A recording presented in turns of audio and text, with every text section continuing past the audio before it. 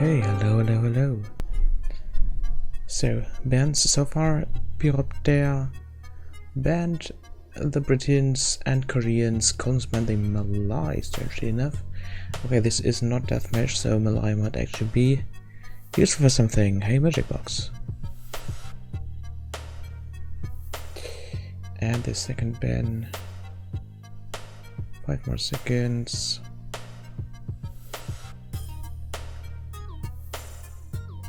Franks.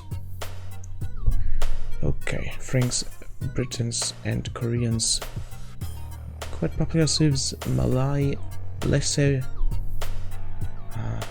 Picking the Mayans here. Mayans, of course, like one of the top civs in general. Very strong. Pyroptere picking Italians here, strangely enough, so I guess we will see some water map as one of his home maps. And the Incas very versatile, basically have answers to everything, houses supporting 10 populations, so that nice little boost, as well as building costing 15% less stone, like all rather small things, but very useful when you combine all of them. And Chinese for Collins as well as Malians. So yeah, Malians actually a very good siege, but also good infantry. Their cavalry is not fully braided, but has so much attack damage with the +6 from the unique tech. Pyroptere picking Persians here, classic boom civ. They have strong knights, but also once you're fully boomed up, a lot of elephants, a lot of scorpions, halberdiers, and you're in for a good time. Not picking the Spanish here as well. Doesn't seem to be a counter pick in particular. Maybe they work well against Malians, but I guess that's just something he's comfortable with. Collins' next pick here is the Japanese. Japanese really good all round. Good infantry, although we don't see infantry all too often. The elite unique unit, or the unique unit of them in general, samurai, is been created relatively quickly, which kind of indicates the necessity for a castle, since a small amount of castles can produce them at a reasonable rate still. Then the Indians seems to be Collins' pick for a boom civ, very late game oriented. And we see Ethiopians here. Awesome siege. Tributes when aging up. And of course, effective archers. Here the game now has started. We have Pyroptere in red playing the Ethiopians for the first game, and on the other side, in the lovely color teal, there is Collins with the Chinese. Chinese against Ethiopians. Ooh, pushing deer, very nice to see that. I think this is actually favoring the Ethiopians here, so good for Pyroptere. Because that siege will really give the Chinese a hard time. Extra 25 or 35% slash damage on siege onages will remake the use of Chukunu and those wonderful scorpions quite a risky deal indeed. Oh, also the map here is Green Arabia, I guess. Yeah, AL Arabia, of course, Anvil League Arabia, which is where the first map is played on, and then the 4 home maps will appear, since this is a best of 5. Hey Ultra! Alright, so far only one deer has been pushed. That is a feat I still haven't mastered. Now going for the first boar here. Collins already got his here, but he did he push? Probably pushed that deer, although it was not executed as masterful here as just leading it right under the town center, as we saw Pyroptere do this here. Another house sitting at loom. No loom just yet. That means He needs to be careful because one villager will only survive 3 hits. The 4th attack of a boar will kill it. Okay, next push. Nope, nope. Ah, okay, deer has decided to return again. Ah, okay. Came to rest here. Okay, this is working out. Just needs to be careful to not... Okay, he actually has a research loom already. So this villager would already be dead, I think, normally. Survives very easily due to these 15 extra HP. And of course 1 melee armor. All very useful when luring boars. Okay, Pyroptere also pushing deer at the same time as he is luring the boar in, so multitasking here is strong. And that's not the kind of early game you could expect from a player like myself. Because there actually is stuff happening. Next deer being pushed here for Collins.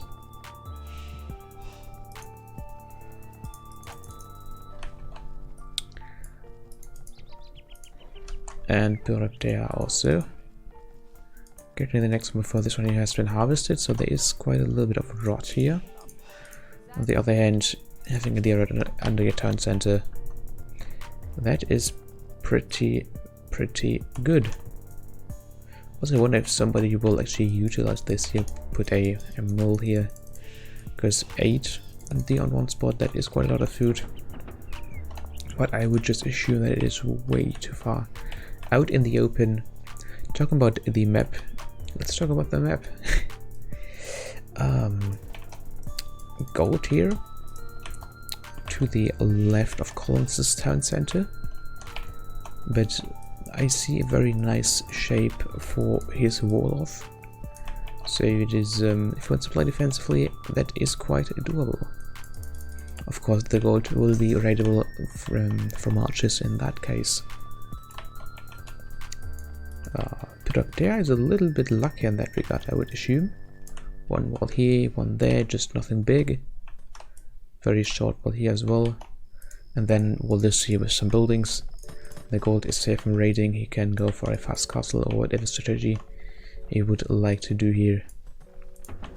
Though there are already barracks out, so I'm not sure if we can read something out of that. No barracks for Collins, but we guess, yeah.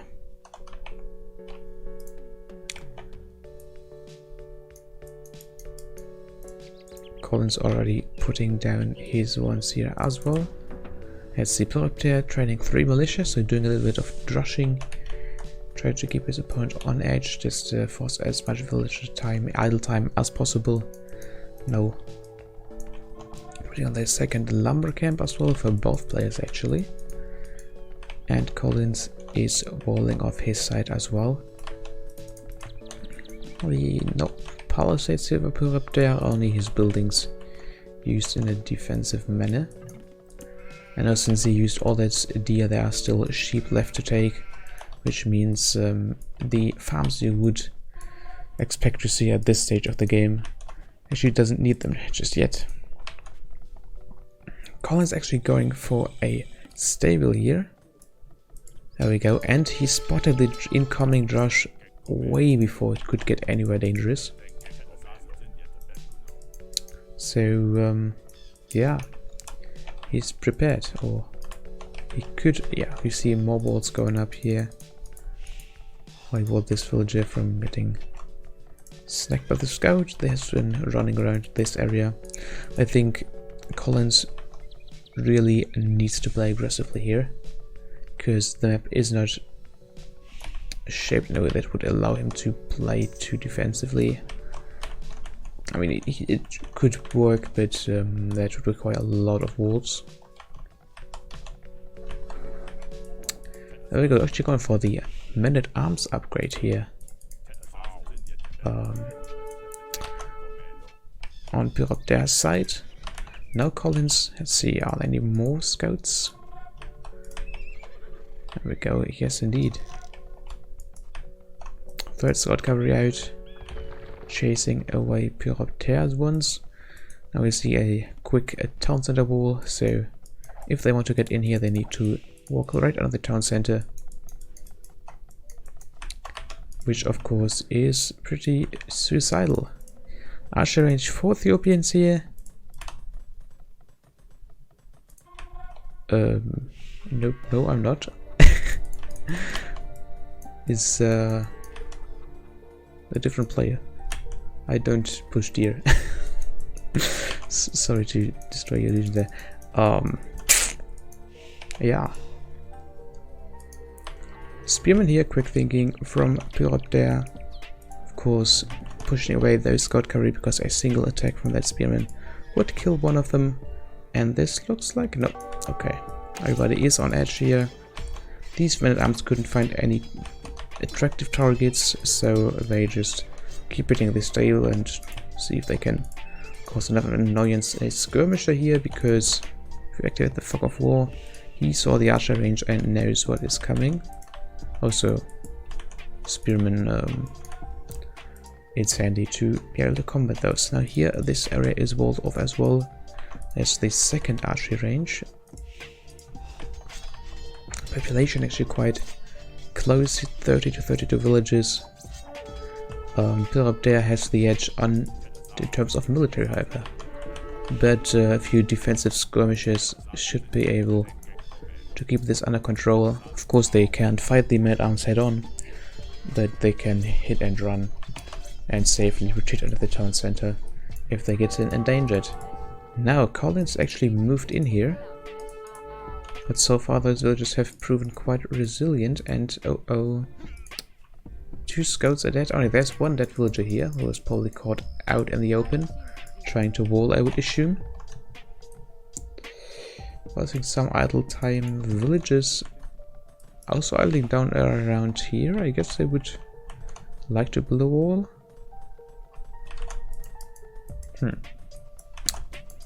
Okay, Stable's still alive. Enough skirmishes to actually scare those fells away. This is, or are, two dead spearmen. So at this stage, this army is not as defensible. They're getting outnumbered and outmatched. There we go, some houses, some palisade walls. So Pyroptere is really going for that complete wall up here, while Collins used the TC wall. Also now, yeah, he's building a second layer of walls to finally access that gold mine, because he saw the archers of his opponent and knows just walling the gold here and there that won't work. He will need something bigger. And there we see some extra archers, skirmisher and men-at-arms. This army will be impossible to defeat from Collins, but Collins actually moving around with his own army to the area which he thinks still is open. Yeah, but now he's spotting the wall. There is, it's still open, right? Yeah, but okay, now the villager got in there and put some HP on the palisade wall. Now it isn't able to finish this piece of wall due to the skirmishers, but just popping a house behind that gives them quite some more possibilities here. Okay, but due to the fact that there's skirmishers back here, they can kind of scare away villages and try to break down that palisade wall. Now, as I said, they are not really safe, or this woodland is not safe from archers. There is a substantial amount of skirmishers here, also fully upgraded, while Pyroptere is actually still missing his defensive upgrade, so those guys will very quickly die to skirmisher fire. Now, interesting gate placement here. Of course, you can rotate the gates with the mouse wheel in the Voodoo Kingdom, so doing tricks like these is actually not that hard, because he did this so he could place a building here which doesn't cost many resources, but at the same time keeps his villager in safety from archer fire, or skirmisher fire rather. So quite close call. There's 16 HP on the palisade left, and now Collins is searching another path of entry into this base, but okay, now things could get interesting. There's a huge army coming up here.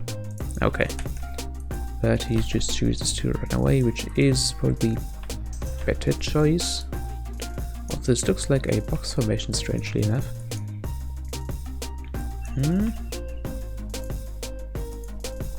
Wolf now participating in the fight as well. And actually, yeah, that's good.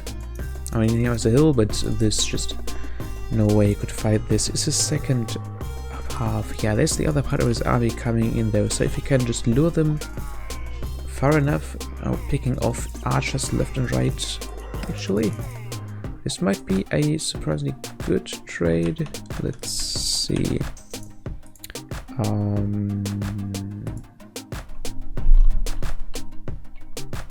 Yeah, F4 was the button. Kills are actually in Pyroptere's favor, but if this here, oh, there's another wolf. Yeah, they are on collision course. And splitting up his army. Okay. We see some scores. Oh, this could be a good engagement here for Collins while he's chasing away Pyroptere's army, picking them off one by one. And I think at this stage Pyroptere doesn't really have an answer to this many skirmishers. You see the kills here growing in favor of Collins. I think I can actually just harass those villagers for a bit here. This one actually is walled in, so yeah, can't run away. Same for the other one. Let's see, no, he's running away as well. Okay. Now in terms of upgrade, they're actually even.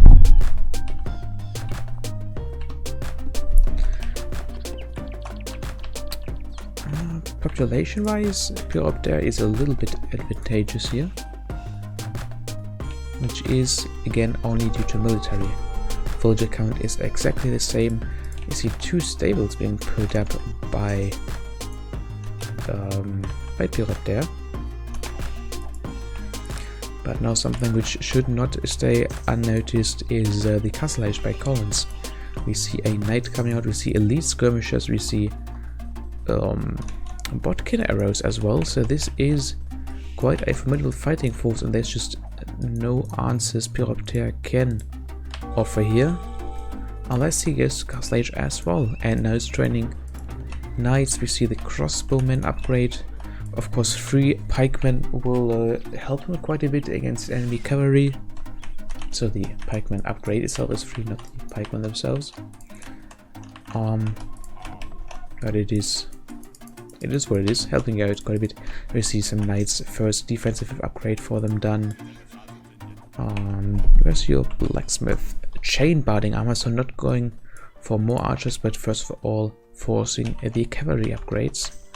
But there's a nice hill here, which Collins probably will try to... No, he's running away. This was, I would guess, a siege workshop.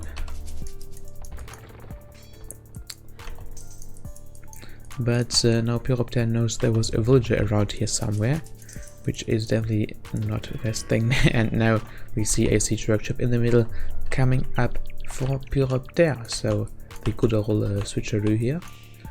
4 knights on the field here. 5 knights even. And upgrade wise they are ahead of Collins ones, but they are fully upgraded elite skirmishers here. The bodkin arrow knight also done for Pyroptere, and now he is the one doing the raiding. We see a university here. This will help greatly against knights to have looks like ballistics actually done already. Very nice. Helps to fight archers, use archers or skirmishes to fight cavalry quite a bit. And also a monastery to convert those knights and probably take some relics as well, because in the 1v1 situation trade is pretty much non-existent. And there is the university as well. But Pyroptere's economy is doing fine, but he has absolutely no resources stacked up, which is different for Collins. So we could see So we got third town center. Pyroptere is still sitting on one here, but he's taking the map control. He uses the hills, and there is a mangonel. That is something Collins wouldn't need to answer, although with that many archers he can probably just run in and take it out. There are no monks around just yet, so he wouldn't need to fear conversions. Ooh. Pyroptere now adding in light cavalry as well. Not sure if he's expecting monks or he just wants to bolster his ranks. A lot of skirmishes, but they are kind of stuck here. Not really. Okay, they could move out of the way quickly enough. Oh, I see a good big shot. Now, decent split here. Oh, looks like he overestimated the damage output of his skirmishes. Took one hit and lost a few skirmishes to that, but he did win the fight in general, and that is what this is all about. Just having one nice big shot is lovely, but when you're losing the fight, then that is not worth all too much. Now the first monk here being taken out by these skirmishes. Building a monastery as well now on Collins' side. Still only one town center, second one just started to get built for Pyroptere. Now this village account should also tell us what this means for the game as a whole. 54 villages against 71, that is quite some difference. You see huge population boost here for Collins, but they are on the other hand military wise. Actually, military-wise, it is also in favor of Collins. So he's really starting to take control back here. Yeah, his armies are kinda pushing Pyroptere's around. Now this fight is being taken by Pyroptere, but he will probably... Let's see... Knight upgrades are even now. But I guess Collins' knights were still damaged from the last fight. Pyroptere's ones were fresh, and now knights of course don't have too many problems to take down skirmishes, and adding a light cav probably also only makes sense if your opponent is filling so many skirmishes. Okay, also there is one monk, there is a mangonel now as well, and look at this massive economy. Yeah. Something to take note of, there is a gap now here, but it just means there's space for another town center. So fourth town center for Collins here. And this close to his base he can reinforce really quickly. He has the monk. The second monk being done, 2 mangonels, so this means bad news for Pyroptere's archers, which is actually not really relying on all too much now, is he? Let's see. Nope, he keeps on producing those. Still missing the second defense upgrade though. Also not researching at the moment because all those light cavalry, all those knights, they cost a lot of that. But the archer would be something he would like to get actually, if there are mangonels, if there are skirmishes around. Now we could see a conversion happen here. Or will these skirmishes? No, skirmishes actually killed off the monk, but the monk still finished the conversion, and now Pyroptere is just trying to evacuate that converted knight out of his opponent's army, which is successful as well. More pikemen being added, or are they just the old ones? Not entirely sure here, but I think now everything is about protecting the mangonels. As soon as the mangonels are down, the archers will be so much more dangerous, since the skirmishing numbers have been actually cut down by quite a bit, but there is just way too much army between the cavalry and the mangonels. Okay, some light cavalry making it around the flanks here. One mangonel is probably going to go down. The second one is in the best situation here. No, but it's getting ignored. Okay, there is a huge number of cavalry units here for Collins. Oh yeah, they're absolutely going to absolutely storm Pyroptere is calling you. Yeah, there's the GG. Once again, red Pyroptere playing with the Italians here. And okay, I see. Collins with the Japanese in teal, and the map is this migration? Let's check real quick. It's yeah, Anvil League Migration is the name of this map.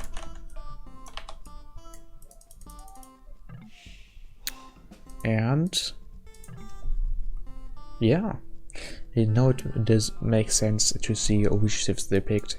It is a map with a lot of water, a lot of fish, and the Japanese, they do like that. Let me quickly pull up the tech tree here. Japanese. There we go, right next to each other. Double hit points on the fishing ship, extra armor, and now the really important thing, work rate +5, +10, +15, +20%. Also, mill lumber and mining camp cost only the half, which is important if you want to get out fishing ships early or just fishing ships all in all. And they get fancy towers and trebuchets and extra line of sight on the galleys, which is a lot of water-based bonuses actually. On the Italian side, we have the advancing cheaper, so they can get earlier to the galleys. Dog tags are cheaper, fishing ships are cheaper. This is, I think, the biggest thing here for water maps. Okay, we see still deer being pushed here. If you're not super familiar with this map, it looks like there are no boars on the starting islands, only sheep and deer. Very nice deer pushes from both players here, since they don't need to also lure the boar and keep the villagers alive doing so. I guess that makes things a lot easier as well. Okay. Now, the maps themselves, I think, yeah, there's gold to the coastline, stone to the coastline, which is the same for both players. There's no really safe gold or stone on the starting island. I guess you could say that these forage bushes are safer than the other ones, but forage bush safety really is not of our concern, I would like to mention here. First dock already down for Collins. Now a Pyroptere is adding his one as well. I guess we see a fishing ship coming out of this one. And of course the wonderfully cheap lumber camp, which allows fishing ships to just come out earlier, come out quicker, and for a lower price as well. And give you that little population advantage as well. So fishing ship here now for Pyroptere.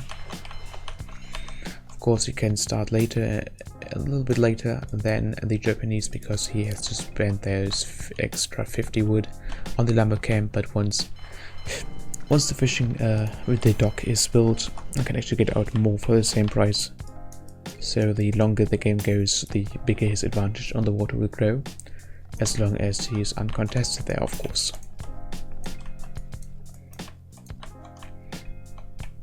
Okay, as always, lots of resources in the middle, but also some wolves, so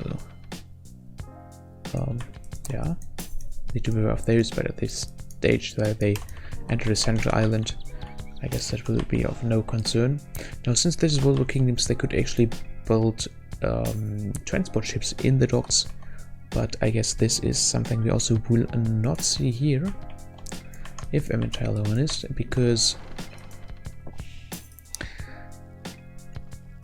yeah, it is a lot of investment, 125 into a transport ship, which only allows you to access the middle island. And when you can't build any towers or anything like that in the Dark Age, I'm not sure if that would even be worth the investment. Maybe as soon as you click up to feudal, you could already start to build a transport ship. I could see that as a neat little bonus, but nothing more. Second lumber camp now for Pyroptere. Didn't build a mill just yet in favor of that, but yeah, Collins can just build both and still spend less than his opponent for his 2 lumber camps. Here, 4 fishing ships for Collins, 4 fishing ships for Pyroptere. So also stopped fishing ship production. They got a 5th one for Collins actually. And this gives him this small population advantage as well, helps him with that. Ooh, we do see some gold mining. Okay, now done by both players. Fuel age is on the way. 60% for Collins and 60% for Pyroptere as well, so the timing of the 2 players very close. We see a 2nd and 3rd dock for Pyroptere, 2nd dock, so only 2nd dock for Collins at this point. I guess this will be the 3rd one. Let's see. Yeah, what else should you be doing there really? There's 3rd dock for Collins, but now fuel age. Collins actually arrived first in fuel age, a few seconds, but I got fire galleys being put out, and the 3rd one can't produce anything just yet. The Pyroptere actually doesn't have enough gold. Never mind, he did have enough gold to produce from all 3 docks here.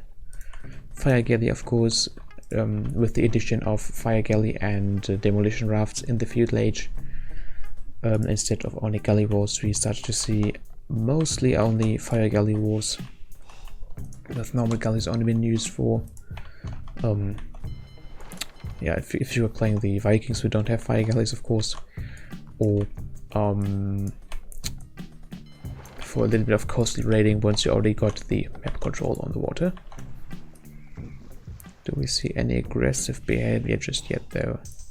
Smart move here by Pyroptere, actually found some sheep with his ships and sent them around to scout, which is the same thing as Collins did.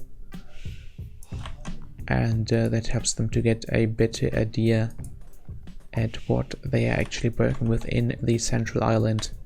Where are the resources? Collins has not found any just yet. Pyroptere has quite a good idea of the relic gold and stone mines here, so there's definitely a advantage if he decides to go over to the middle. Now the fisher ship here, which was very likely a scout, has been killed already. Now Collins also adding a few galleys here.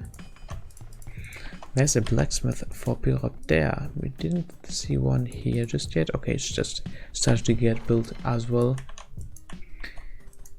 And yeah, no huge confrontation just yet, but now Pyroptere's army arrived, or navy arrived. Will be outnumbered by quite a bit though, so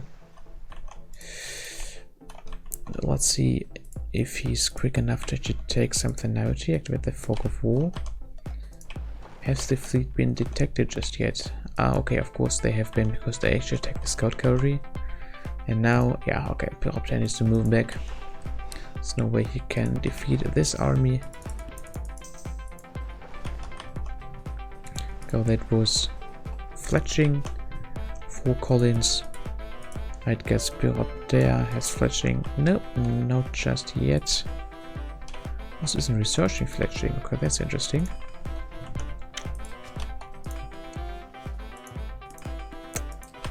Missing some. Okay, there we go. Just waited for the 100 food. But he's still only on 4 fishing ships. The one scout fishing ship seems to have died somewhere. Now we see some more battles going on here. This largely of fire galleys consisting army could probably overwhelm the army of Collins. Let's see. Okay. Was the situation the same way? There we go, and this is an engagement which can only go one way, which Collins also recognizes and use the galleys for hit and run attacks. Okay, and now we see galleys here been able to harass this wood line. There is no loom for Collins. That is interesting. Pyroptere has loom. Now this is... Of course there was no water lure, but still the lack of loom costed Collins 1 villager here. And if he doesn't get it now, it could only get worse later on. He should have enough resources to actually get that. But I guess we'll see Castle Age very soon for Collins at least. Let's see at Pyroptere. Pyroptere is very, very far away from the Castle Age. But where did his fleet go?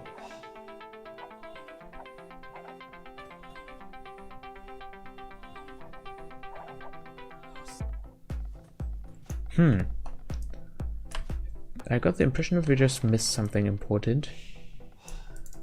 Could Collins just snipe them all with these galleys? Yeah, in bigger numbers, galleys suddenly overpower fire ships, although in 101 fire ships will always win. Because the longer the battle goes, the more in the direction of galleys. You see it shifting. Okay, score-wise, Pyroptere is still in the lead, but he's going to lose this. No, he's paying attention close enough. Let's see, they are... Okay, now they do have loom, but I think they still could lose some here. There we go. Actually one-hit villages, almost. There we go, 3 more villagers taken out. No, the navy is on his tail, I would guess. No, Collins' navy actually moving out here. And, no, okay. Pyroptere retreating here. And this actually leaves the economy of Collins quite wide open. I mean, he can rotate his lumberjacks around all he wants, but this isn't going to keep his gold safe. Because there's only 1 gold mine here on the island. See, palisade wall? Okay. Well, that's interesting. Not sure what this move was supposed to be. Maybe just scare his opponent to think they're building a tower or something. Yes, that could work. Okay, but now let's take a look at the other part here. Collins is still outnumbering his opponent, but that doesn't stop Pyroptere from taking out a ship here and there, just dancing around with the galleys like it's the good old days. But yeah, the numbers are in favor of Collins. Now Collins also reached the Castle Age, and let's see. No, there we go. Botcan arrows, fire galleys, and war galleys. So war galley upgrade actually will also upgrade all your fire galleys to fire ships, which are very, very, very dangerous to just basic galleys. Pyroptere still okay. Just click up to Castle Age. This will be a very dangerous time for him. And obviously Pyroptere actually forcing the fight, taking out as many of those galleys as he could possibly do, because that was really the only option he had here. If all of those galleys had been actually transformed into war galleys, upgraded into war galleys, that should have meant a GG for him right then and there. Okay, so the aggressive fleet here is getting completely blown to smithereens. Another palisade wall here. So just... I don't understand. But a university as well, which will allow him to get ballistics, which will in turn make it a lot harder to nigh impossible for his opponent to micro his ships around in a manner that they're not getting hit. And we see the first transport ship here actually. So Collins currently has the upper hand on the water. He has the better upgrades, he has the better ships. And I would assume also the numbers. Let's see, military now 18 to 18 is exactly the same here. But Pyroptere is going to settle in the middle, or already settled in the middle now. Getting another lumber camp here. And yeah, all of those gold mines are currently, let's say, hypothetically under his control. he can do just as he pleases with them, and his opponent is just currently stuck to his little paradise here. Hi Collins, no, John, actually, sorry. Thanks for following me, and I stream. Where is the... there it is. Okay, war galley upgrade done. He can easily repel the fleet, but they actually attack from both sides, and I don't think that Pyroptere has just enough ships to push both attacks back, but this is... yeah, he is definitely going to take the lead here. Looks like he got ballistics as well. No, he's still building the university. But the ships in the south, he is still... yeah, they're waiting for their chance to attack, and I think they found it. This gold, of course, very close to the water, and that puts them in a dangerous situation. Maybe not as dangerous as this one, where they could come from both directions, but still, I mean, it's pretty dangerous when you just die. There are two dead villagers. This is a third one here, which is lying here for quite some time. We don't see any attempts to defend this. Pyroptere building another fleet to deal with this eventually, but then again, he has control over the middle. There's a second town center going up here, and now some fighting going on as well, actually. Collins transported his scout over, and some villagers as well. Outposts been built by Pyroptere, because if you know where your opponent is settling, then that makes it a lot easier to actually show them the way out again. Okay, but now the huge fleet by Pyroptere is arriving here. Upgrade wise, they are actually the same at the moment. Yeah, and the Pyroptere still doesn't have enough ships to drive them away, but there's not much missing here actually.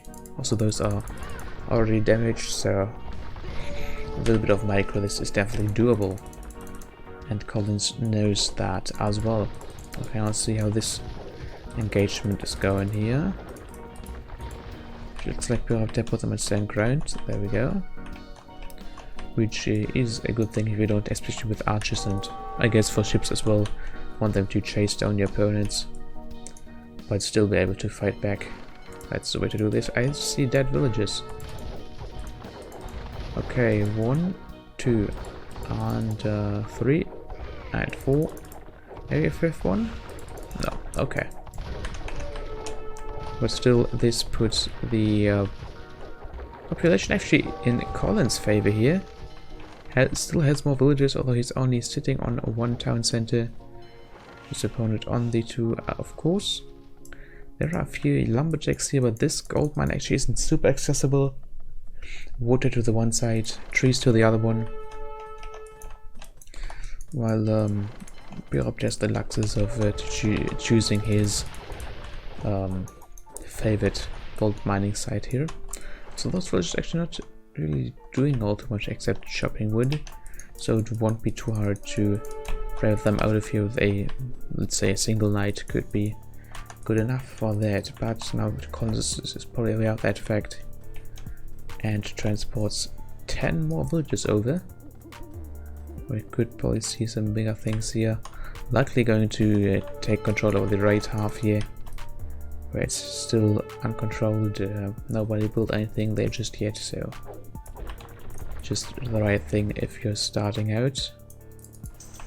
Pyroptere seems to be the master of unseen vanishing, since this huge fleet here once again disappeared without me taking notice of that. But now this the remainers of his little raiding fleet was here to actually catch the retreating galleys, war galleys from Pyroptere, causing him some more losses. And now Pyroptere does an important step to build docks here on the central islands, which will make it a lot easier for him to actually reinforce and raid his opponent. But this fight here, this is... we see this war galley just dancing around trying to take fire. Okay, but when your opponent has ballistics, this strategy is not that super effective.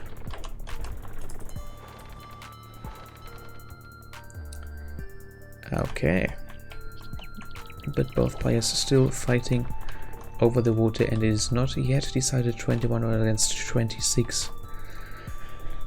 Only the villager population is something which is still in Collins' favor here. Well, military as well, but I think a villager population has less fluctuation there, so that should tell us more.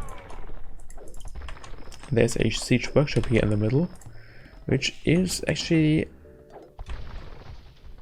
known to Pyroptere, it seems, with some miracle. Maybe the sheep scouted it or something like that. And I added a barracks here as well. So I need production in here, not just yet. Collins, what is just siege workshop? Nothing here as well, so just some flexing, it seems. Watchtower on the hill should be maybe not good enough to deny this gold, but definitely good enough to catch the attention of Collins, who is just going to deny this very easily. Some ships and some villages, of course, they do have a formidable anti-building damage. Let's see, is this... okay, the second ship is not in range of the town center. Now it is. But still, yeah, this tower has been denied. But now if we take a look at the military count, actually it is still in favor of Collins, but Pyroptere has caught up. We see a huge war galley fleet, of course, at this stage. War galleys are the hot stuff. Later on, fast fire ships can become a danger again, and then we could see some more of those. But for now, it's war galleys, war galleys, war galleys. Aha! Collins again pushing over both sides. Has his main fleet here, which is actually getting outnumbered and is running into a very, very unpleasant situation. Oh, this is a good engagement for Pyroptere. He has killed a lot of ships without really losing all too much, if anything. But now Collins now comes around the corner with an even bigger fleet. Okay, Pyroptere taking down some villages while he's here. And yeah, now they're just slanging it out. Let's see, military count is in favor of Collins. I think Collins will take this engagement, yeah. And Pyroptere interprets the numbers in the same way. And this handful of war galleys causing more and more headache for Pyroptere. And there's this mangonel now here. Pyroptere still not a Pure Age yet, though he could actually go there very soon. He got a cheaper aging up, so I guess that should be nothing out of the ordinary for me now to get to Imperial Age. And once he's Imperial Age, being the Italians, he can train condotieros out of the castle, which is a very, very great unit, because you just need a handful of barracks and then you have a great way to just land somewhere and get a lot of troops out of decent quality in a reasonable speed, because the creation time of those guys really keeps the surprise moment on your side. Okay, more slugging in the south. More raiding in the north. Those villages are not having a great time. Forests are dying, as are their friends. Haha, a defensive mangle now by Pyroptere as well. Imperial Age started to get researched here. Collins is, this time Collins is the one who is very, very far away from actually touching that aging up button just yet. But it looks like this town center is still live, and I'm not sure if Collins is aware of the fact that there's Mangonel now sneaking up to me. That will need to show. Actually, of course, he's away. What am I even talking about? He has the heal advantage. Oh, but this villager is dead. There we go. But microing one Mangonel against two. Against three. Oh. Let's see. First one. Yeah. Okay. Both dead.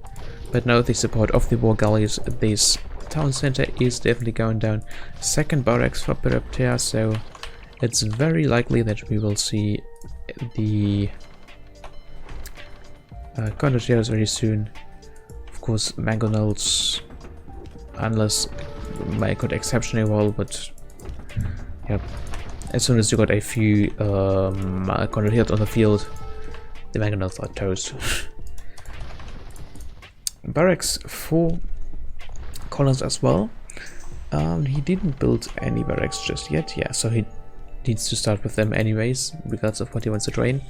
On the other hand, he probably sees the condottiers coming as well. Because now we see that Imperial Age upgrade. How does Collins react to that? Barracks. Nothing in the barracks. He's going for archery ranges. Okay, this is the thing. Normally I would expect Japanese to go for archers here. But when you're playing against Imperial Age Italians, yeah, there we go. Condottiers are pretty much bound to jump into your face sooner or later.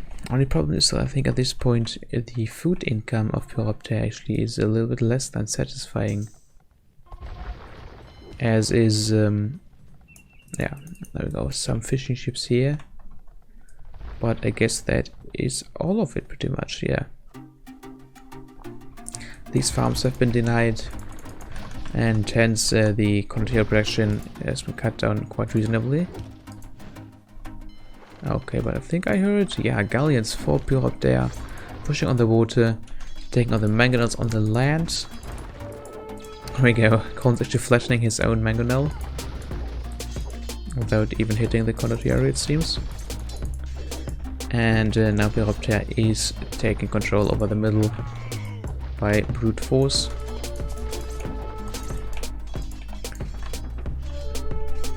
Okay, the villages are dead. Actually the gold miners are still alive. But military presence in the middle, there's one of those production bullets, everything else is going down. And now Pyroptere pushing in on the water as well, but this could be potentially very dangerous. Coming from both sides. Yeah. Okay, he can still get out of this. Those guys didn't move in far enough to actually cut off his retreat. But he has the superior ships here. This guy has better upgrades. So, yeah. Could actually take this fight. But there's a lot of reinforcements coming in. Okay, middle. He is continuing to do his raiding and plundering here. Doesn't want his opponent to get access to any gold at all. Central or starting island gold is gone. Collins now decided to take control of other gold mines as well, but now Pyroptere is the one with the water-based raiding. Okay, pushed him back in the south, however. Oh, they just take a look at this population graph. His population plummeted, and there is the GG. And this is El Dorado. I remember this game, this map for my game. This fog of war here.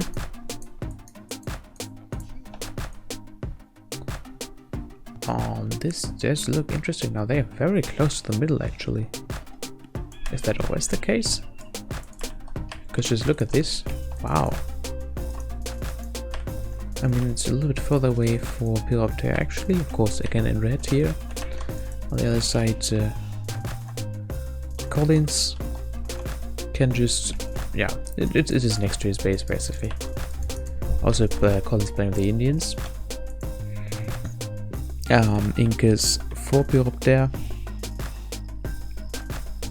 I'm not sure if they picked in with what they had in mind when picking those civs.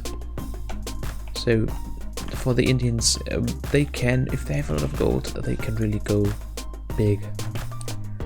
They have a lot of very gold intensive units,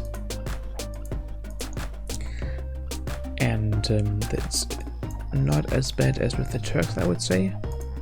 They can also do stuff when they are out of gold, but they do benefit greatly from getting all that bonus gold. I mean, in this case, you really won't have any big problems getting through the gold.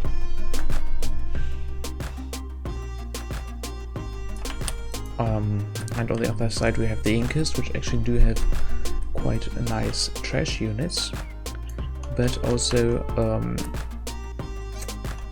they don't have cavalry, which is trash. So Eagle Warriors are basically the cavalry of Mesoamerican cities, but they do cost a lot of gold. So I guess both players will have a close eye on the middle there and would like to maintain control over it. Now if we take a look at the rest of the map, there's actually a whole lot of not much here. There are a few hills, just a bunch of trees, some relics which might be important, some small deer patches, but that's really it. So there's really nothing too interesting in those parts, I would say. While here in the middle there is all of that gold on stone. And also something interesting to show you here. They do actually have a vision of the middle, so you see Pyroptere has a vision on the middle all the time, regardless of if he has a unit in there or not. And on the other hand, for Collins, that's the same. So there is no just sneaking into the middle and building up there. Got a little bit of grading on. Let's look at this village actually want to die.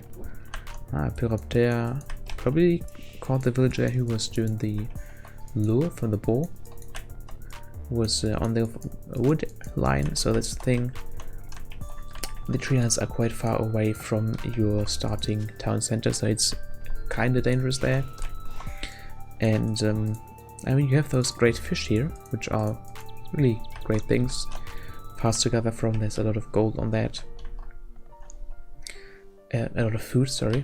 But of course this also means that you can't build farms on this terrain. So you can't build farms around your town center. Again, that's less than ideal for you, I would say, because that only means your farms are more likely to be raided as well.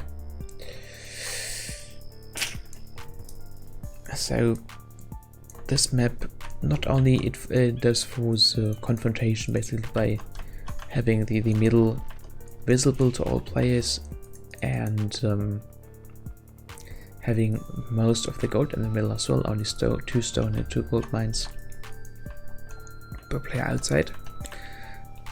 But also the map itself is so open and forces the player to play an unsafe, play in a risky way, that there will be a lot of fighting going on. We see Pyroptere in the middle, but actually not going for the gold, but for the stone instead.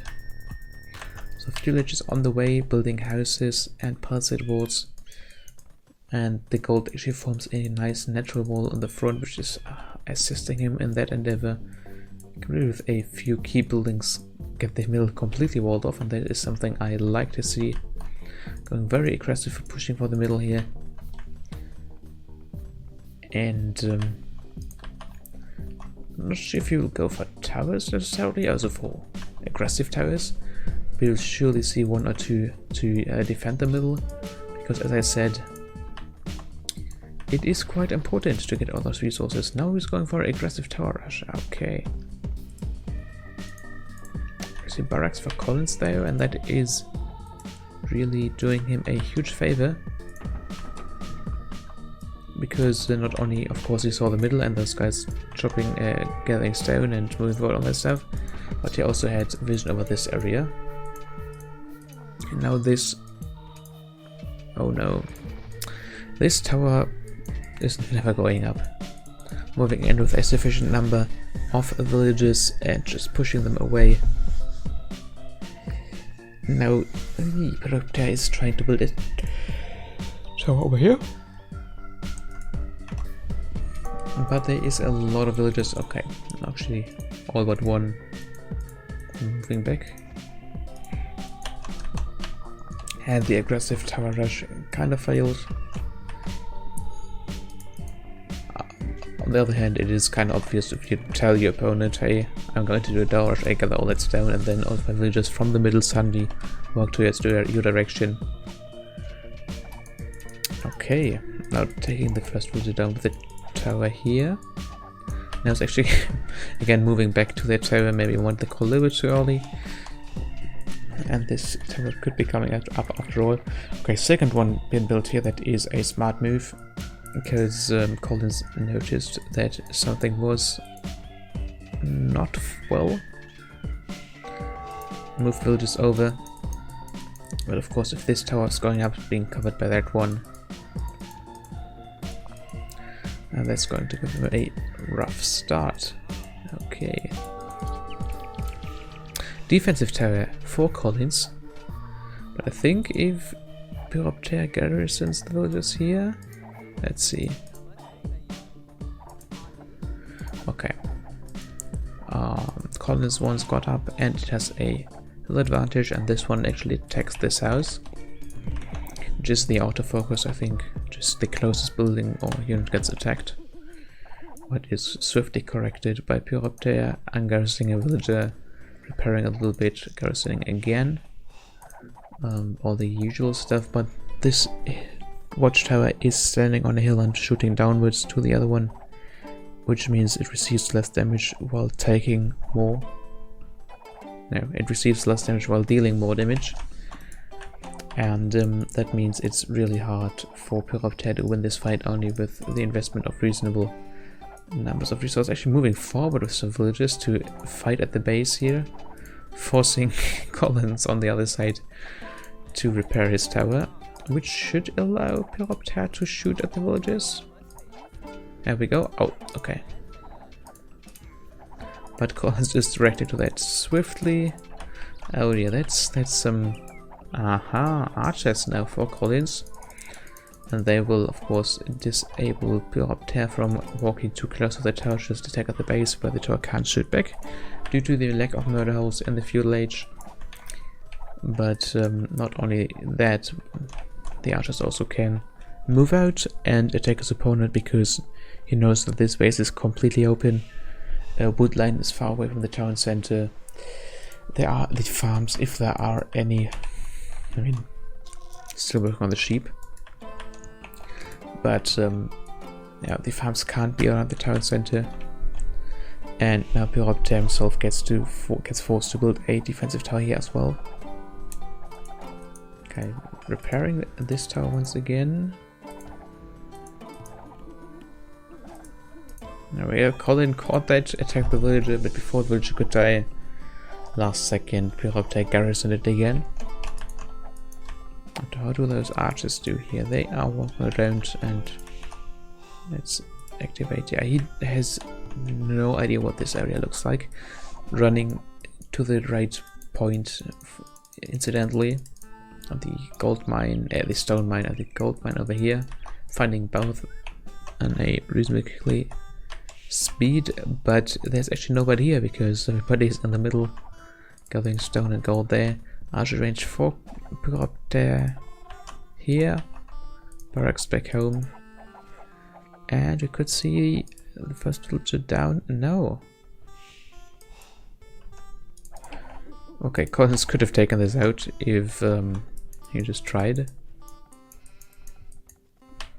Okay, lucky Pyroptere there. Okay. More repairs on the other tower now. Yeah. Do they have...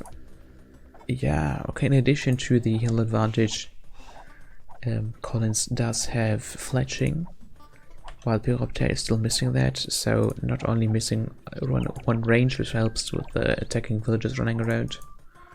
Oh, this villager looks dead. Archers for Pyroptere here. Yeah, at least one. Going for Eagle Scouts, that's something you don't see very often. Of course, with towers around, the pierce armor of them will do them quite a good service. Okay, but looks like Collins can defend this tower. Oh, okay, this time the re-garrisoning was done in time. And now with the archers, Collins actually has the luxus to garrison his archers in the tower while the villagers repair it. And yeah, that's of course better than just taking a lot of villagers, because every villager repairing a villager garrisoned, that is a villager who does not gather resources. Okay, but Pyroptere acknowledges the defeat here, abandons that tower, doesn't invest anymore to repair, any more villager idle time, just sitting in the tower. Ooh, nice snipe here by Collins. Could actually have taken out a second villager as well, I think. Or will do that now, I think. These guys coming in, but there are 2 defensive towers up already, and you want to stay clear of those with the archers, because look at the pierce armor. There is none. Okay, was that the... yeah, pick up there.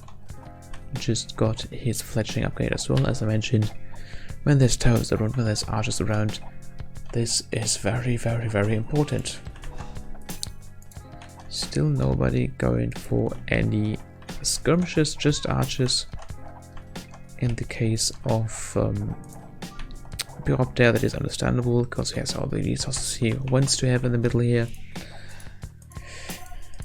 On Collins' side, this is maybe a little bit aggressively played, because once this gold mine here runs out, you won't have any more gold for upgrades and the likes unless he buys them from the market, which is quite expensive after a while, of course. Okay, but it looks like none of those players actually decides to leave Field Lage anytime soon. Just seeing the first phase added no scouts as well. Of course, scouts they delay your constellation by quite a bit, each one of those taking 80 food usually. Which is why archer rushes are so popular, since they don't delay your constellation. That is nice. Another watch turret going up for Pyroptere here. That's the one he started earlier. I'm not entirely sure what this is supposed to do, but I guess it just covers his flanks, prevents Collins to get a tower here, which could be able to shoot at the villagers while they're all run out of the other towers. And when there are just a small number of archers in the field, these Eagle Scouts are very good. I've just gotten more of those, but I think Pyroptere is set on using his food for more villages. Oh, I've even gone for town watch here. And this situation is actually quite anything to have, because you need to react quickly, and you got a lot of buildings around the fighting area. So it's not only in its own base, but also in this area where most part of the fightings take place. What was that sound? Oh. Okay. Never mind, all good. Archer range 4 Collins going up in the base here as well. Villager count slightly in favor of Collins. Military count slightly in favor of nobody. But the big thing here is the middle is being controlled by Pyroptere, and that means, or at least the amount of tower here means, that unless Castle Age and some serious sieging goes on here, he will not be away from this place anytime soon. So I would say at this point, what Collins really needs to do is to get to Castle Age. I think, yeah, his only gold source now is completely empty. He has some gold in the bank, but I would not say that is enough to actually keep the archer production going for much longer. Or at least it won't really get him anywhere. Interesting mill placement here. Probably there was a the approach, I would assume, since there are 3 villages, and 3 villages is the thing, the number of villages you need to actually take care of deer without them rotting in one swoop. And yeah, these scouts doing a whole lot of not reaching their goals due to walling. This wall actually goes on the edge of the map all the way to the middle, and there are towers which you want to avoid as well, so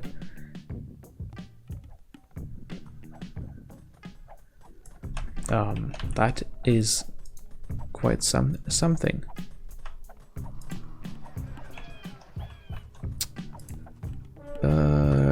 Aufstellung fast. Ich glaube, da war irgendwie sowas familiär innerkreisliches gedenkt. Hey. Hallo, hallo. Looks like this was inspiring Collins so much that he tried to do the same, of course. I think he can't build walls on this any further. So, nope, never mind. I can't do that. There's speech terrain, so of course you can build walls, but no other buildings. Alles fit, alles fit. Yeah, scouts for Collins it is, it seems. Cheaper villages means there's more food left. 1:1. 4 scouts, but also Castle Age coming for Collins very soon. And Pyroptere still chilling in Dark Age, not Fuel Age actually, but he has a huge number of archers here. Has actually no stone in the bank, but is building another tower here, which probably will not get him that far since this area is just walled off. He still need to walk under the town center, but actually I think he could just walk through here. A good number of archers. This number has some armor upgrades, and there's actually not too much stuff garrisoned within the town center, so if you just walk through there and get a lot of villages, there's really nothing Collins could do. But on the other hand, Pyroptere doesn't know that there's nothing which could prevent this, and he only saw the spooky Castle Age upgrade. But actually the army of Collins is outside, so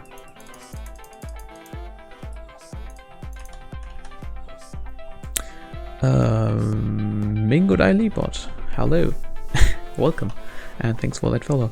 Wizard of Japanisch bleibt in der Münzwäscherei Schreinen Runners in die Chat schreiben, das ist überaus sweet. Überaus. Collins really likes his polycide walls, it seems. Pulling another ones of those here, probably to spot anything running past. But palisade walls are not really good at spotting things, so not sure. But I guess the more buildings you got on the map, it will do something. Yeah, fair enough. But we do see, how did that happen? He mined the complete stone he had here, I guess, yeah. And now building a castle here on the side which is actually vulnerable from Pyroptere. Of course, lots of towers over here, but here there is only the one in the middle. There's a mangonel which looks 3 eagle scouts on the tail of it. But oh no, okay. He repaired it, okay. Well played by Collins here. The castle is going up, there's nothing Pyroptere can do to prevent that. Now Pyroptere is actually, schreibt gerade zurück, ich sehe, uiuiui.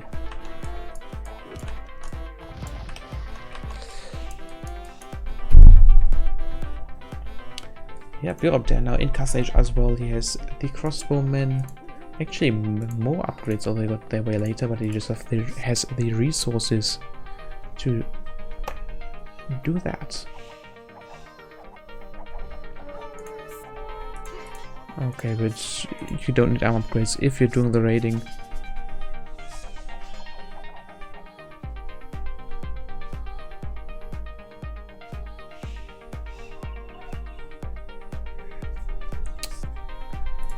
But of course now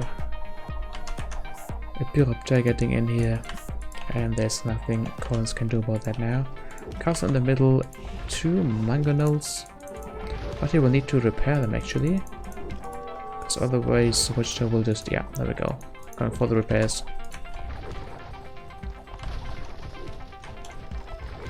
I hear a ram, but I can't see it. Aha! Pyroptere is building.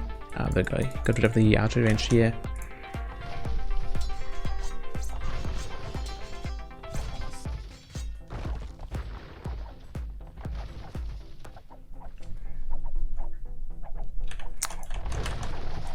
Fight in the middle still going. Now the crossbowmen arrive, but I think against 3 mangonels on a space this close, you would not like to, or you can't really micro your crossbowmen in a way that they can avoid the fire. Now the mangonels get repaired once again. We actually see a guard tower upgrade here for Pyroptere, so he's definitely not giving up the middle just yet. Has he breached there? No, there's just a dead battering ram. New one coming in though. See if this is actually going to do stuff. That light cavalry is already coming in here, so probably he will not do too much more.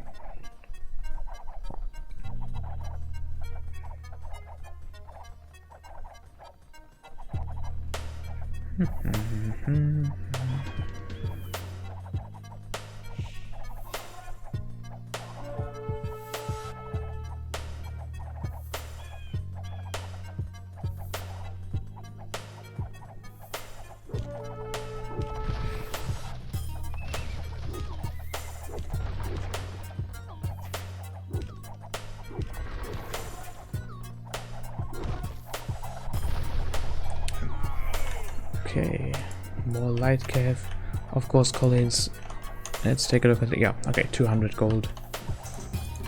And he needs to use all of his gold invested into siege, because that's the only way he will get to the middle. But those guard towers actually still standing here. And fully garrisoned. Yeah. They have 10 range is the problem, and the mangonels only have 7.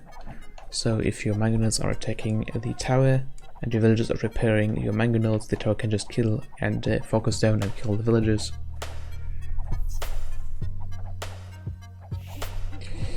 That is some bad news for Collins. Now on the other hand, the raiding seems to be a little bit more successful, because the big wall on this side all the way up to the Atlantic, now to the middle, actually has not been completed. On the other one, in the middle of this tree on the hills, there's some bits missing. Are some bits missing?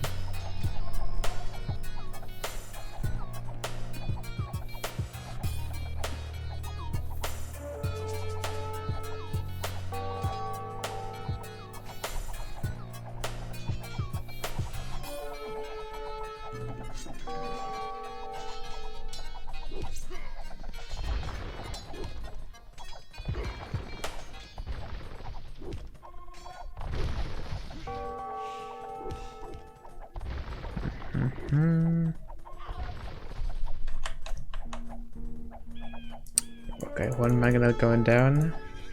Tower still standing. Not even down to half alive. This raiding here has been rather extensive, however. The Eagle Warrior upgrade here for Pyroptere, only the first defensive one been researched just yet. Second one is not on the way either, but we do see a good number of Eagle Warriors. And they should be, oh, actually 2 defensive upgrades on the cavalry. That is quite something.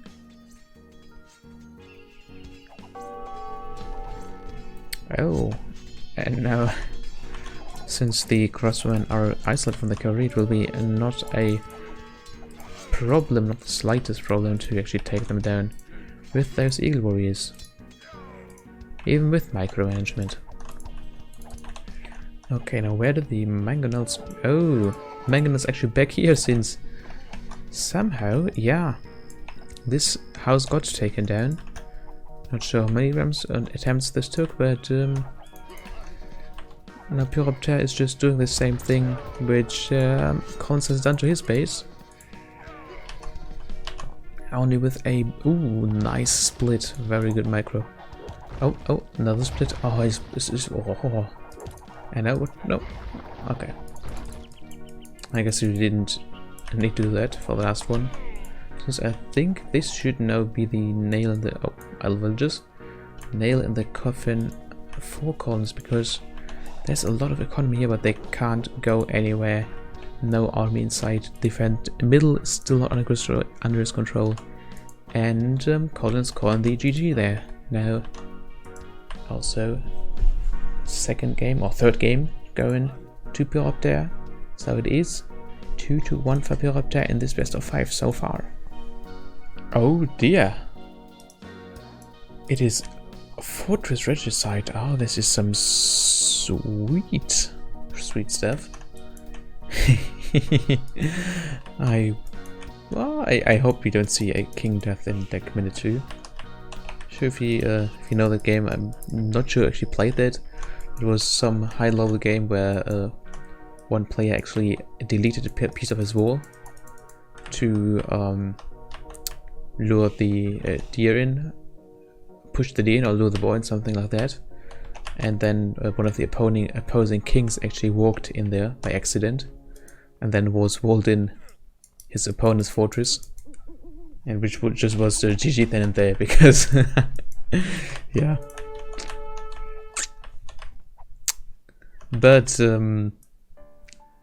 I guess that those people know how to take care of the kings. Let them run around at the start, don't get too close to your opponent's towers and castles and all that stuff, and you'll be fine. Also, yeah, Pyroptere and red, once again, no surprise. Playing with the Spanish, starting with the castle, so there is the Conquistador, which is quite a decent unit, which can expect as soon as the castle age upgrade is researched, and no need for extra stone in doing so. You should see in the Japanese here could have worked as well, since samurai can be good, given they need the the correct moment to shine. But I guess Conquistadors are just a little bit better, a little bit usable in more cases, so that's fine. And here we see Mayans and their castles. They are deeply in love.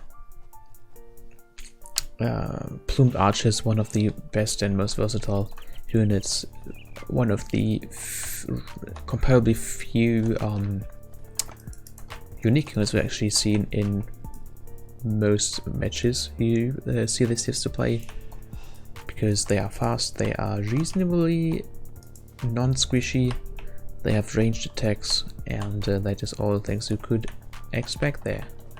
What's a little bit unlucky for the map generation from Pyroptere is that there's 2 towers here actually at the back of the map, and not actually supporting or covering any part of this corner, meaning his gold is open, while Collins actually has like those 3 towers here and a castle on top, which means that the gold should not be contested for any while. Also, second gold for Pyroptere outside of the walls, although this is really not hard to put another wall and protect that. Okay. Another thing to notice, there are 3 relics here. Right behind Collins' base. One here in a relatively undisputed area, and I would say only one in the sphere of influence of Pyroptere. Another thing, this gate here actually does nothing, and if he wants to go to this relic, of course deleting the wall could work, but this one should work. There's a small opening here, but yeah, the map generation in general is not very favorable for Pyroptere, that if much is for sure. Although he can use the back of his base relatively safely and not have another angle your opponent could attack from. But in general, I would say this is quite a generous map generation for Collins here.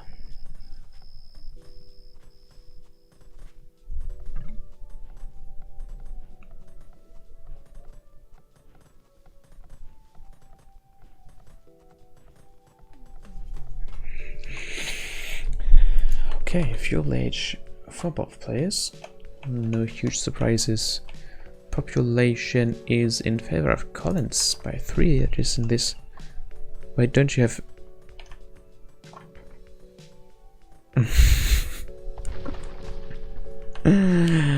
But those are normal trees. I don't have small trees. That's correct. Oh, wait. Did Pyroptere just? Let's see. Are there any villagers moving south? Because this village is this king is caught in here. Okay, come on. There are villagers moving southwards. Do you wall this off? Let's see. Yeah, he's deleting this wall so he can walk there faster. We can yeah, he's going to wall this off, right? Come on. GG. I was just talking about this and now it did really happen. Alright, it's actually going to walk in there. That would be even worse. Yep, come on, just pull this. Yep. Goodbye, Mr. Draco-sama. You have to get there. Oh, poor bit up there. Okay, this means we're going to go into game 5. I'll just look at this. Oh, he's always waddling around, but he cannot escape. Oh, that's fucking GG. Hi, Garrison Mateo, and he went that way. That is interesting.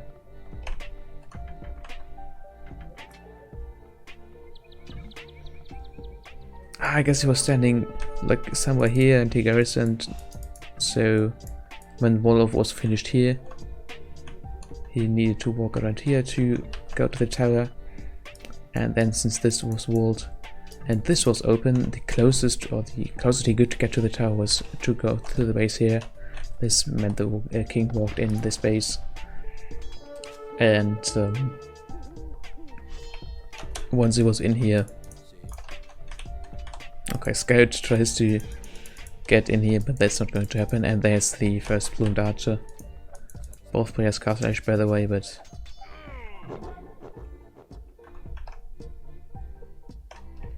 okay, I said it was actually an advantage for Pyroptere to be at the edge of the map, but looks like being not at the edge of the map really did win the game for Collins. As I said, it was very generous map generation. Oh sweet, it's Nomad, so once again shaking things up, and Pyroptere directly taking the... oh, it's... view lock, okay. Directly taking the score lead, never mind, with just walking around and scouting. This is a questionable choice. Oh dear. This is very bad town placement. Town center placement. I mean, it's fast, and sometimes you just want to be fast, and that's good. Oh, just look at the map. That's insane. Okay, maybe this was not that bad after all. Let's see, where is his opponent's town center? Oh. Okay. Okay, all Pyroptere needs to do here is to wall this side of the map off, and then he will have control over every single gold mine. This one would be kind of open, but let's put some stone walls around this, wall there, here and here, and then you got 1, 2, 3, 4, 5 gold mines in here.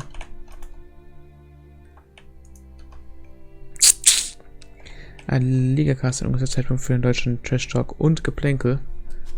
Es ist immer ein guter Zeitpunkt für Funkrohr. Okay, now this is interesting. Pyroptere. Wait, no, actually it's not interesting. This It's not a red villager, but it is a Collins villager. Do they have any idea where the other players are? Map generation can be really bad. Oh, not bad. Unpredictable, unfair, interesting on Nomad from time to time. Pyroptere has scouted this. He saw the boss. He saw the 3 gold mines here. Yeah, maybe the town center placement itself is not so great, but the distribution of the map this kind of conveys is so heavily for favoring Pyroptere. And that's why I try to, when I'm playing on Nomad, try to find at least one mineral, preferably gold, to build the towns right next to, because this gives you such big opportunities to just do archer rushes without getting archer rushed by your opponent, because he can't pick off your gold miners and lumberjacks under your town center, of course.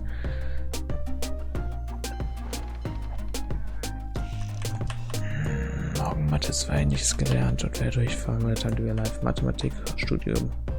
Hard. Okay, now Pyroptere seems even to be taking these boars here. Yeah. Which are actually Collins, I think.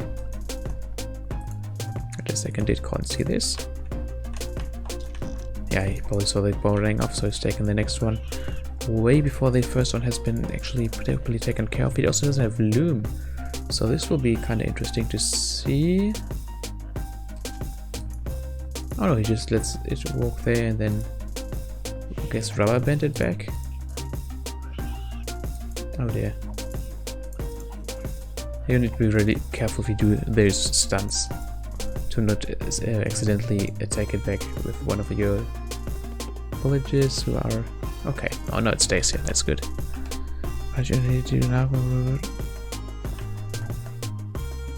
Datenbanken in 2 Tagen. Streams die letzten Tage. Okay, now this is getting interesting. Pyroptere, what do you see? Okay, he did see nothing here, but I guess he can think of what happened to his sheep, which just walked here and then vanished. Aber ich habe ein gutes Gefühl für die Klausur, muss ich sagen.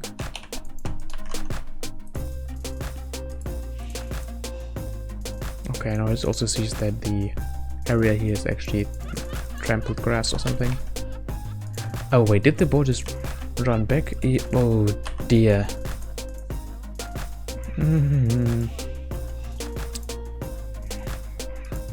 Yeah, you can attack the boar, but it actually doesn't change targets until the initial hunter has been either killed off or vanished in a building. Okay, we see an aggressive house drop here by Collins. Of course, garrisoning the villages in the town center meant that the house which was in range actually was targeted by the town center, which in turn made Collins to also see this, I would assume. That's Collins. Yeah, there you see. Though he didn't really spot the terrain standing on the... Once something fires at you, kind of see the position. Die IDs und Primärschlüssel, ganz wichtig. No, video photographer, thank you. Okay, now let's take a look at the water actually. The water, 5 fishing ships for each, but I would argue that this stock placement is surprisingly good for... I mean, the fish is really good, surprisingly good for such a small corner, but there will be a long distance for those ships to travel until they find enough fish once again. While those can just decently boom up here with all that 1, 2, 3, 4, 5, everything within range basically.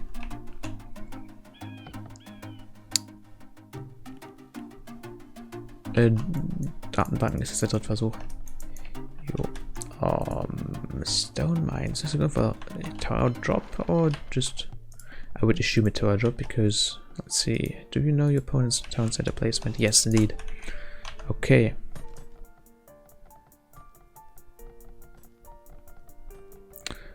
Haben wir schon... Nö.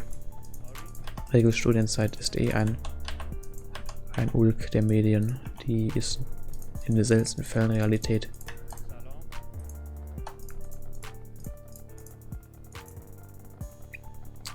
Okay, this outpost could foil the plans of Pyroptere there to build a tower somewhere here. But then again,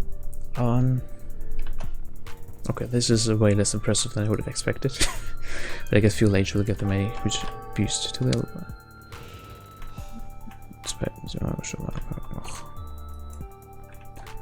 Jeder in seinem Tempo, würde ich sagen.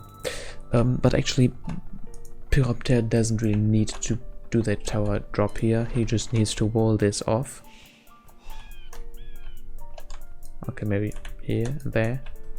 And then he will have all of the gold on the map. And that is good. Gold is useful. Okay, now what is actually the plan of Collins? Yes, he has 79.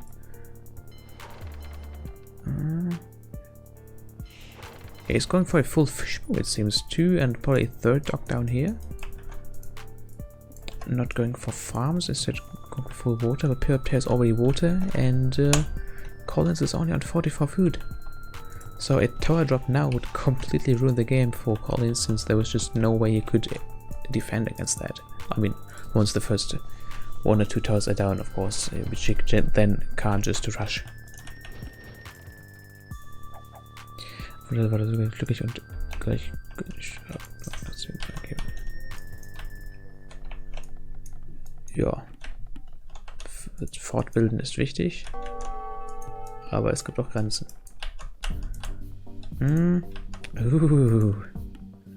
They say Collins is going for full water food economy. Well, wait, does Pyroptere know about this talk? Yes. Now he does, at least. And there's a fire gully coming out here. Oh. Of course, against ships, you can do even less in Dark Age. Because you can't even use your villages or fishing ships to do anything about that. And now there's a tower, which kind of sits on this lumber camp, but not doing all too much. Could deny this house. No.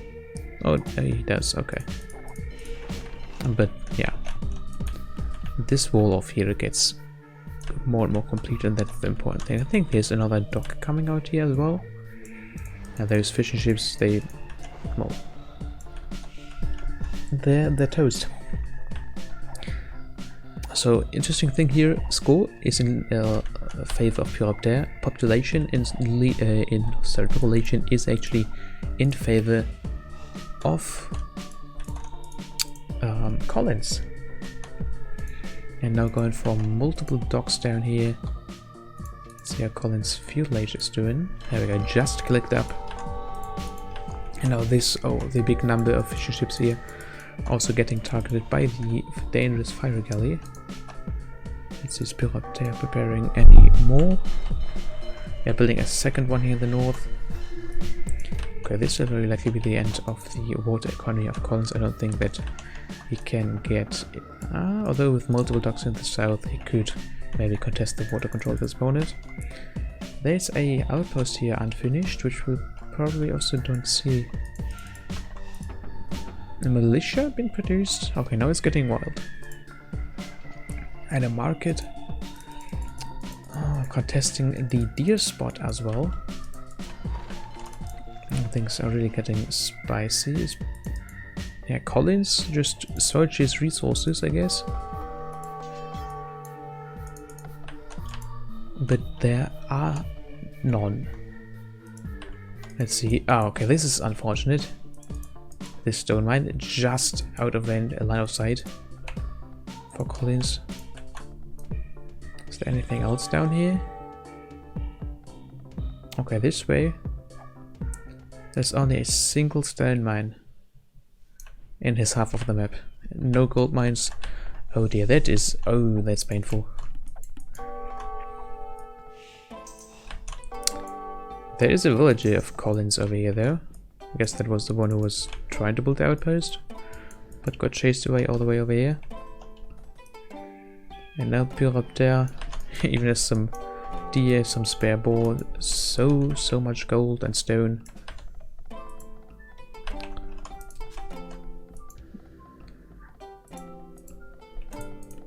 So actually going for Town Watch would allow him to see this stone here, which would maybe give them some fighting chance at least. Yeah, but completely without anything mineable, it's tough. Now Pyroptere also has taken population lead here. Could he be going up to Castle Age? Yes, indeed. This map is very unbalanced.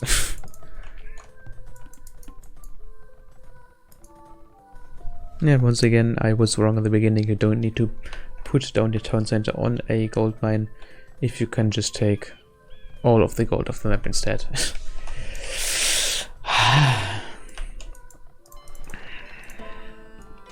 Okay, this is the militia. Yeah, militia rush still going all the way to Castle Age.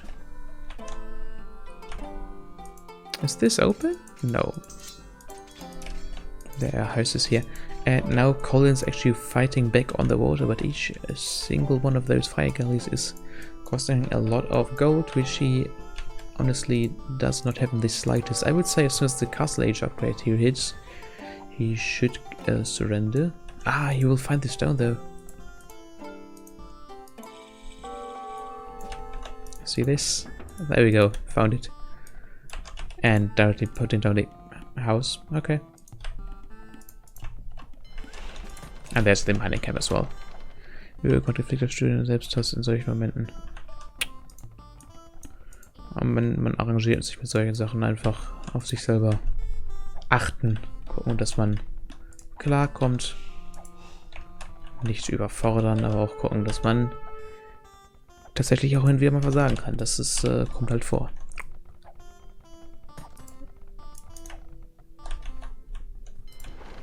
Okay, now this wall has been completely completed here.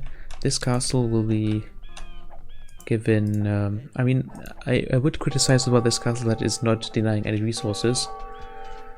But then again, Collins doesn't really have any resources which could be denied, so building it on a town center is fine. Now busting through these walls here, Persians, he could actually go before wall defense. Castle Age will take some while here for Collins, I fear, because he will also need to buy the gold for the next age. Yeah, there we go, wall defense. Because, yeah, when you have only 3 more wall defense on the field, monks are a big danger, but if your opponent does not have Castle Age researched, does not have gold to begin with, and those things are tough. Okay, now going for blacksmith. Oh dear.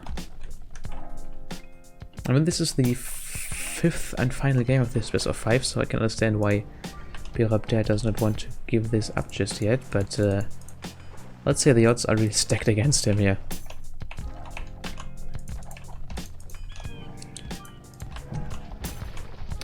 This is also not... Wait, what was that? He is trying to kill the elephant? No, he's trying to repair the... Oh. Oh. Of course, he doesn't have any other town centers, so he needs this town center to get to Castle Age. Problem is, there are 2 elephants and 1 castle shooting at this town center. So what do you need to do? You need to repair your town center. Oh no, this is not going to work.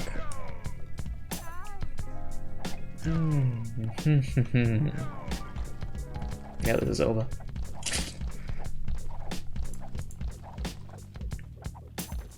I see aggressive house placement by Pyroptere as well, taking revenge for this one, obviously.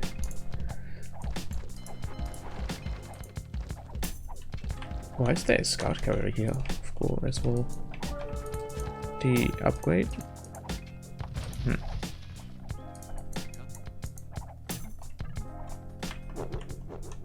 Okay, there's the GG. Whew. Yeah, this was a huge ton of luck here. Just didn't even touch those 5 mines back here. Also second tons in the air, but yeah. That kind of thing wasn't really concerning us here. It was one-sided. So it put that, but this really does put Pyroptere 322 over Collins. Alright.